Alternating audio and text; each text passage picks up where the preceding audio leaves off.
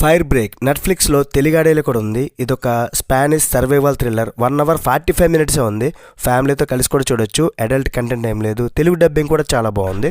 ముందుగా ఛానల్ అయితే సబ్స్క్రైబ్ చేయండి భయ్య. నా రిక్వెస్ట్, ఈ నెల కేవలం 200 మంది మాత్రమే సబ్స్క్రైబ్ చేశారు. చెప్పుకుంటే సిగ్గుచేయటు. ఈ ఛానల్ ఫ్యూచర్లో ఉండాలంటే మాత్రం మీ సపోర్ట్ అయితే ఇంపార్టెంట్. ఆ బొక్కలే ఉంటే ఏంటి లేకపోతే ఏంటి అనుకున్న వాళ్ళు కాకుండా ఎంతో కొంత యూజ్ అయితే సబ్స్క్రైబ్ అయితే కొట్టండి. ఒక లైక్ వేయండి. కింద కామెంట్ సెక్షన్లో హైప్ కూడా ఇవ్వండి. ముందుగా బేసిక్ ప్లాట్ ఏంటంటే, మారా అనే ఒక లేడీ తన భర్త చనిపోవడంతో ఆ బాధ నుండి బయటపడడానికి తన కూతురు లిడేతో కలిసి ఒక అడవి ప్రాంతంలో ఉన్న తమ సమ్మర్ హౌస్కి అయితే వెళ్తారు.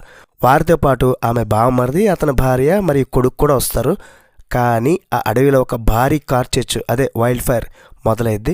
ఆ టైంలోనే మారా కూతురు మిస్ అయిపోద్ది. మరి ఆమె లాస్ట్కి దొరుకుతుందా లేదా, అండ్ వీళ్ళందరూ కూడా ఎలా సర్వైవ్ అవుతారు అనేది మూవీలో మిగతా స్టోరీ. స్పాయిలర్స్ లేకుండా చెప్పాను. మరి మూవీ ఎలా అనిపించిందంటే, last year the last bus అనే మూవీ చూసా. మీరు కూడా చాలామంది చూసుంటారు. చూడకపోతే వెంటనే చూడండి, ఎక్సలెంట్ ఉంటుంది. 2025లో one of the best film అది. సేమ్ అదే కాన్సెప్ట్ అనుకున్నా, సేమ్ అదే సర్వైవల్ థ్రిల్లర్ టైప్లో ఉంటుంది అనుకున్నా. కానీ ఇక్కడ చూస్తే ఆ కాన్సెప్ట్ ఉన్నా లేకపోయినా ఈ మూవీలో ఏం ఫరక్ పడదు. ఎందుకంటే అడవి మొత్తం మంటలు వ్యాపించేసి వీళ్ళందరూ ఎలా బయటపడతారు, మనం టెన్షన్గా ఫీల్ అవుతూ థ్రిల్గా ఫీల్ అవుతాం కదా అని మనం ఏదో ఎక్స్పెక్ట్ చేస్తాం. కానీ ఇందులో అదేది జరగదు. ఇది లాస్ట్ బస్ లాంటి సినిమా అయితే కాదు. ఆ మూవీలో ఉంటుంది అనుకుంటే మాత్రం మీరు ఖచ్చితంగా డిసప్పాయింట్ అయితే అవుతారు.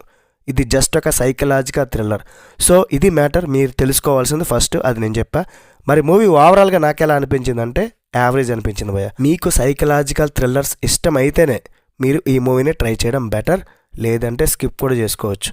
ఇది కూడా అంతే, సోసోగా ఉంటుంది అంతే. ఏదో ఎక్స్పెక్ట్ చేస్తాం ఎక్కువ ఏదో అయిపోద్దని, కానీ అంతలా ఉండట్లేదు. ఎక్స్పెక్టేషన్స్ రీచ్ కావట్లేదు. ఈ స్టోరీలోకి వెళ్ళడానికి టైం తీసుకున్నారు.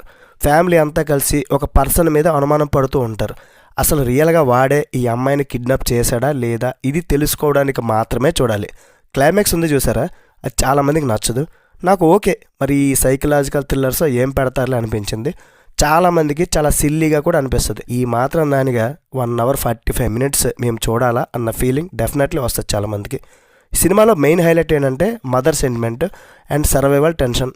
అడవిలో మంటలు వ్యాపిస్తున్న కొద్దీ వాళ్ళ పాపని ఎలా కాపాడుకుంటారు అనే ఒక గ్రిప్పింగ్ ఆడియన్స్లో కూడా పెరుగుద్ది. బట్ ఈ మంటలు వాడి దగ్గర నుండి తప్పించుకోవడానికి వీళ్ళు పరిగెట్టడం, గవర్నమెంట్ రెస్క్యూ ఆపరేషన్స్, అవి బ్యాక్గ్రౌండ్లో జస్ట్ చిన్న చిన్న బిట్స్లో చూపిస్తుంటారు అంతే.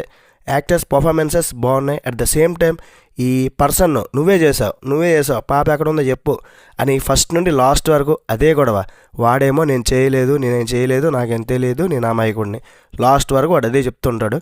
ఇవే సీన్స్ రిపీటెడ్గా అనిపిస్తుంటాయి. కొన్ని ట్విస్టులు లాంటివి, కొన్ని అంటే రియల్గా వాడే చేసి ఉంటాడేమో అని మనకు అనిపించేటట్లు కొన్ని సీన్స్ ఉన్నాయి. ఇవి కేవలం ఒక డిజాస్టర్ మూవీ మాత్రమే కాదు, ఒక ఫ్యామిలీ మెంబర్స్ మధ్య ఉన్న సీక్రెట్స్ బయటపడే ఒక సైకలాజికల్ డ్రామా. క్లైమాక్స్లో వచ్చే ఆ ట్విస్ట్ బాగానే ఉంటుంది, ఓకే అయినప్పటికి కూడా కొంతమందికి సిల్లీగా అనిపిస్తుంది. అదే ప్రాబ్లం. సినిమాటోగ్రఫీ, విజువల్స్ సూపర్గా ఉన్నాయి. విఎఫ్ఎక్స్ వర్క్ చాలా బాగుంది. Sound designing and background score కూడా చాలా బాగుంది. ఎడిటింగ్ కూడా బాగానే చేశారు. ఓవరాల్గా చెప్పాలంటే ఫైర్ బ్రేక్ ఒక గ్రిప్పింగ్ సర్వైవల్ థ్రిల్లర్ అనుకుంటే ఎక్కువగా ఎక్స్పెక్ట్ చేస్తే డిసప్పాయింట్ అవుతారు. సైకలాజికల్ థ్రిల్లర్ అనుకొని చూస్తే సాటిస్ఫై అవుతారు. మరి ఓవరాల్గా రేటింగ్ ఎంత ఇస్తారంటే మూవీకి 2.75 out of 5. That's it guys. Review నచ్చితే ఒక లైక్ వేసుకొని చాలు. నెక్స్ట్ వీడియో మళ్ళీ కలుద్దాం. Bye bye. జై హింద్.